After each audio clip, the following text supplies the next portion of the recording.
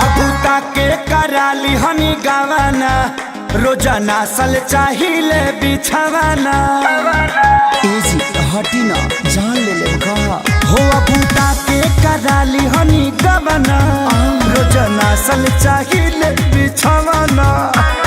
काच बजवानी सुनिए राजा जानी काच बजवानी सुनिए राजा जानी हमसे कुछ दिन दूर औरी रही ना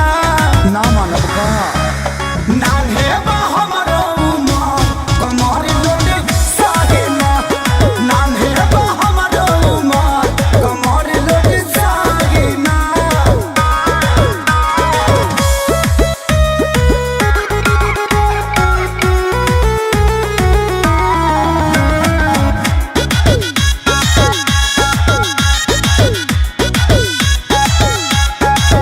नाही करी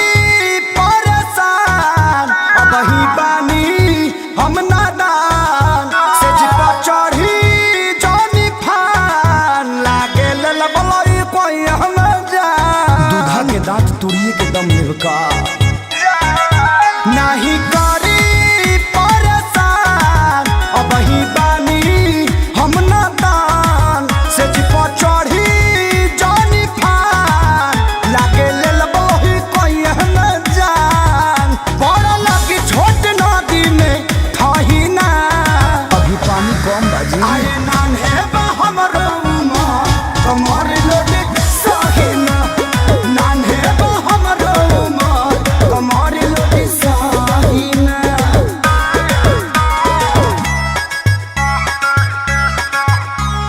नान्हे बा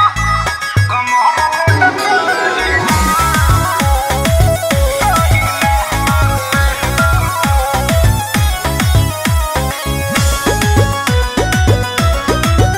पानी दुबार कम जोर ऐसे गोड़ में फसाई ना गोर लागे सूते न दे हब खेसारी ए लड़ाई में को दे हब भोर मार बढ़नी के ही कुंवर रहन पानी दुबार कम जोर ऐसे गोड़ में फसाई ना गोर लागे सूते न दे हब खेसारी ए लड़ाई सोनू कुंदन देवाल काचे ढाही ना